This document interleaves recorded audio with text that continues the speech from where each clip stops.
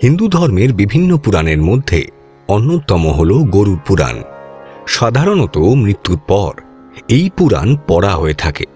ব্যক্তির মৃত্যুর সময় মানসিকতা, মৃত্যুর পর কি কি কাজ করা উচিত সে সবই এই পুরাণে উল্লিখিত রয়েছে। আবার একই সঙ্গে মানুষ নিজের জীবনকে কিভাবে সুন্দরভাবে গড়ে তুলবেন সেটাও বলা হয়েছে। গরুড় পুরাণে এমন কিছু কথা বলা হয়েছে যেগুলো জীবনে প্রয়োগ করলে মানুষ অনেক সুখী হয়। এখানে গরুকে এক বিশেষ স্থান দেওয়া হয়েছে। এই জিনিসগুলো একবার করলে পড়া হয়ে থাকে। ব্যক্তির মৃত্যুর সময় মানসিকতা, মৃত্যুর পর কি কি কাজ করা উচিত সে সবই এই পুরাণে উল্লিখিত রয়েছে। আবার একই সঙ্গে মানুষ নিজের জীবনকে কিভাবে সুন্দরভাবে গড়ে তুলবেন সেটাও বলা হয়েছে। গরুড় পুরাণে এমন কিছু কথা বলা হয়েছে যেগুলো জীবনে প্রয়োগ করলে মানুষ অনেক সুখী হয়। এখানে গরুকে এক বিশেষ স্থান দেওয়া হয়েছে। এই জিনিসগুলো একবার করলে মানুষ জীবনে কতটা সুখ ও শান্তি পেতে পারেন সেটা সেই কাজ করার পরেই তিনি বুঝতে পারেন। গরুড় পুরাণ আসলে বিষ্ণু পুরাণেরই একটি অংশ।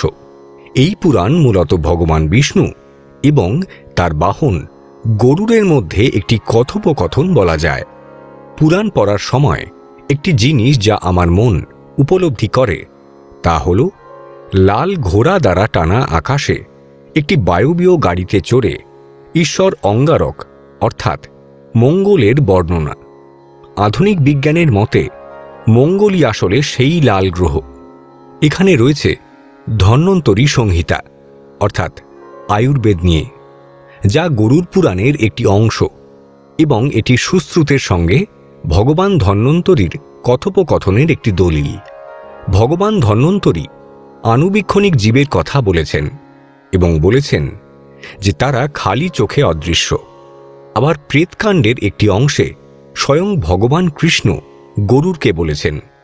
এখানে 8,04,00,000 প্রজাতির প্রাণী 4টি প্রধান শ্রেণীতে বিভক্ত। তা হল অন্ডজ অর্থাৎ ডিম থেকে জন্মগ্রহণকারী, স্বেদজ অর্থাৎ বাঘের মতো ঘাম থেকে জন্মগ্রহণকারী, উদ্ভিজ্জ অর্থাৎ বীজ থেকে জন্মগ্রহণকারী এবং জরায়ুজ অর্থাৎ জরায়ু থেকে জন্মগ্রহণকারী সন্তান। এই বাক্যটি বলে যে মানুষ পশু থেকে এসেছে, ঠিক ডারউইন তত্ত্বের মতো। জীবদের মধ্যে প্রাণীরা শ্রেষ্ঠ, প্রাণীদের মধ্যে বুদ্ধিমানরাই শ্রেষ্ঠ, বুদ্ধিমানদের মধ্যে পুরুষই শ্রেষ্ঠ এবং পুরুষদের মধ্যে ব্রাহ্মণরাই শ্রেষ্ঠ। এমনকি ব্রাহ্মকাণ্ডে পরমাণু এবং তাদের বিভাজ্যতা সম্পর্কে আলোচনা রয়েছে। ভগবান কৃষ্ণ শাশ্বত জ্ঞানের সন্ধানকারীর জানা উচিত যে জড় বস্তুগুলি অসীম কণা দ্বারা গঠিত। হে পাখি, তোমার জানা উচিত যে জড় বস্তুর শ্রেণীতে বিশেষ নামক একটি শ্রেণী আছে, যার মধ্যে চূড়ান্ত বিশেষা হল পরমাণু। গরুড় বলছেন, ওহে কৃষ্ণ, ওহে মাধব, হে সতত্বের ভগবান, তুমি বলো যে পদার্থের পরম কণা পরমাণু। এটা এখনো আমার কাছে পরিষ্কার নয়। চূড়ান্ত কণা অবিভাজ্য, যা বিভাজ্য তা চূড়ান্ত কণা হতে পারে না। এই দৃষ্টিভঙ্গি অপরিবর্তনীয়, তাই এটি আমার কাছে প্রদর্শিত হয়। শ্রীকৃষ্ণ বলছেন, এমন কিছু বিশেষজ্ঞ আছেন যারা পদার্থের বিভাজ্য কণা বুঝতে পারেন, কিন্তু চূড়ান্ত কণা নয়।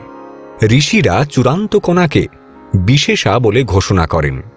প্রাচীন ঋষিদের দৃষ্টিভঙ্গি অনুসরণ করে দার্শনিক কানার এবং গৌতম ও পাখিদের প্রভু সমর্থন করেছেন যে পরমাণু নামক চূড়ান্ত বিশেষা অবিভাজ্য, অসীম কণাগুলি বিভাজ্য। যারা তাদের অবিভাজ্য ঘোষণা করে তাদের দৃষ্টিতে সম্পূর্ণ ভুল। অতএব হে বিনতার পুত্র, কণাগুলি বহু অংশে বিভাজ্য। মানুষকে ক্রমাগত মনে করিয়ে দিতে হবে যে পুরাণগুলি এনসাইক্লোপিডিয়া। এগুলিতে অ্যাটমিক থিওরি থেকে জুওলজি পর্যন্ত সব কিছু রয়েছে। তাই কোনো কিছুর সত্যতা সম্পর্কে প্রশ্ন করার সময় অবশ্যই বিষয়টি সম্পর্কে আরও নির্দিষ্ট হতে হবে। ব্যাখ্যার নীতি অনুসারে শাস্ত্রের প্রথম কাজ হল কিভাবে একটি ধর্মময় জীবন যাপন করা যায় তার ব্যবহারিক দিক নির্দেশনা দেওয়া, যা বিধি নামে পরিচিত, এবং এটি শাস্ত্রের সবচেয়ে গুরুত্বপূর্ণ অংশ। শাস্ত্রগুলি আকাঙ্ক্ষিত অনুশীলনগুলিকে উৎসাহিত করতে এবং নেতিবাচক ক্রিয়াকলাপগুলিকে নিরুৎসাহিত করার জন্য অর্থবাদ নামক একটি শাস্ত্রাংশের প্রাণোদনা এবং নিরুৎসাহের বর্ণনা দেয়।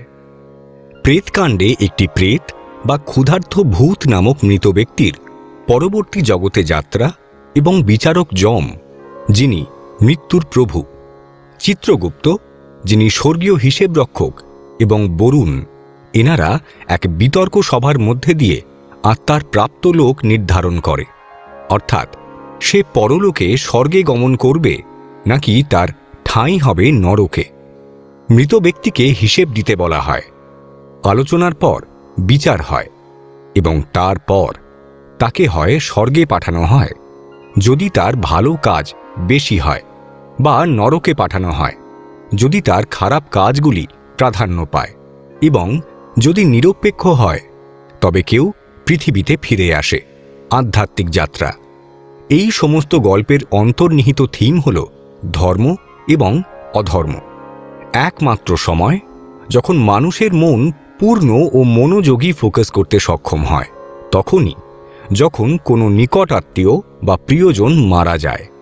তাই মৃত্যুর পর 10 দিনের মধ্যে গরুর পুরাণ পাঠ করা হয়, ধর্মের প্রকৃতির ওপর জোর দেওয়ার জন্য এবং শ্রোতাদের মনকে সত্যিকারের নৈতিক ও আধ্যাত্মিক মূল্যবোধের প্রতি পুনরায় অভিমুখী করার জন্য, এবং মৃত্যু পরবর্তী পুরস্কার প্রবর্তনের মাধ্যমে তাদের অনুশীলনকে শক্তিশালী করার জন্য, এবং শাস্তি ব্যবস্থা। এসবই অর্থবাদ।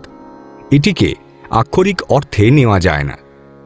একজনকে যে আচরণের প্রশংসা করা হচ্ছে তার ওপর ফোকাস করা দরকার, এবং সেই আচরণের পরিণতি নয়। এই পুরাণের শিক্ষার অন্তর্নিহিত ধারণাটি হল পাঠকদের সতর্ক করা যে তারা খারাপ কর্ম অর্জন করবেন না।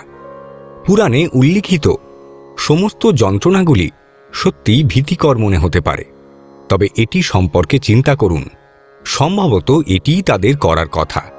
মানবজাতিকে তারা পাপ কিছু করবার আগে ভয় দেখান। ভালো এবং খারাপ উভয় কর্মই ব্যক্তির চিন্তা প্রক্রিয়ার কারণে জমা হয়। চিন্তাভাবনা কর্মের চেয়ে বেশি শক্তিশালী, কারণ চিন্তাগুলি শক্তিশালী ছাপ এমবেড করে সূক্ষ্ম মনকে প্রভাবিত করে। ভাগবদ্গীতা এবং গরুর পুরাণের মধ্যে কে বেশি শক্তিশালী? গরুর পুরাণ বলে যে প্রিয় মানুষ এখান থেকে, অর্থাৎ মর্ত থেকে চলে যাওয়ার পরে কি হয়। ভাগবদ্গীতায় রয়েছে কিভাবে নরকের গর্তে পতন এড়ানো যায় এবং কিভাবে কোনো সন্দেহ ছাড়াই সর্বশক্তিমান ঈশ্বরের বাসস্থান অর্জন করা যায়। ভাগবদ্গীতা গরুর পুরাণের চেয়ে আরও গুরুত্বপূর্ণ এবং ব্যাপক দিকদর্শন করে। ভাগবদ্গীতা আপনাকে এই মানব জীবন কিভাবে যাপন করতে হবে তা বলে। আপনি কিভাবে আপনার জীবনকে কেবল বর্তমান জীবনেই নয়, বরং পরবর্তী জীবনেও উন্নত করতে পারেন তার শিক্ষা দেয় ভাগবদ্গীতা। গরুর পুরাণ আপনাকে বলে যে মানুষের মৃত্যুর পরে আত্মার কি ঘটে। গরুর পুরাণে 3টি খণ্ড রয়েছে: অগস্ত্য সংহিতা, সৃষ্টির কার্যকারক শৃঙ্খল, বিভিন্ন দেবতা, জ্যোতিষ এবং সূর্য ও গ্রহের প্রভাবকে ব্যবহার করে অনুসন্ধানের পদ্ধতি বা উপাসনা, মূল্যবান পাথর সম্পর্কিত দরকারি তথ্য, তীর্থ এবং পিতৃধর্মের বর্ণনা, গৃহস্থ ধর্ম, পরাশর ধর্মশাস্ত্র, আচার অনুষ্ঠানের ধারণা, বৃহস্পতি বা নীতিসার সংহিতা, আচার আচরণ, সঞ্চয় ও অর্থনীতি, রাজা ও তার কর্মকর্তাদের বৈশিষ্ট্য, পরামর্শ, বন্ধু ও শত্রুদের স্বীকৃতি, বিভিন্ন ব্রতের বর্ণনা, পুরুর বংশ এবং জনমেজয়, রামায়ণ, হরিবংশ, মহাভারত ইত্যাদির পরে আসা রাজারা, ধন্বন্তরী সংহিতা, অসুখ, রোগ ও তার নিরাময়, ওষুধের রেসিপি, কাটা, ক্ষত, খোসা, পোড়া ইত্যাদির চিকিৎসা, সাপের কামড়ের চিকিৎসা, গরুর রোগ ও তাদের চিকিৎসা, ধোঁয়া যৌগের রেসিপি, বিদ্যা, বিষ্ণু ধর্ম, গরুর, ত্রিপুরা এবং চূড়ামণি, ঘোড়ার চিকিৎসা, বিভিন্ন ওষুধের নাম ও তাঁদের ব্যবহার, মহাবিশ্বের বিলুপ্তি, অস্তিত্বের চাকা, যোগব্যায়াম, বৈষ্ণবের ধারণা ও আচার, মন ও স্তোত্র, যোগের 8টি অপরিহার্য বিষয় এবং এমনকি গীতার একটি সংক্ষিপ্তসার এই খণ্ডের আলোচ্য বিষয়। গরুড় পুরাণ আসলে এক বিশাল মহাসাগর, যেখান থেকে বারবার নানা মন্তব্য, নানা বাণী, নানা উপদেশ মনুষ্যকুলের উদ্দেশ্যে ভেসে আসে বলা চলে। আমাদের প্রত্যেকের উচিত পুরাণে কথিত উপদেশ মেনে চলার চেষ্টা করা, তাহলে অন্তত মানুষ তার নিজ কর্মফলের ভার কমাতে সাহায্য করতে পারে। গরুড় পুরাণ আমাদের সেই নির্দেশই দিয়ে চলেছে। শুনছিলেন গরুড় পুরাণ, পৌরাণিক ইতিহাস।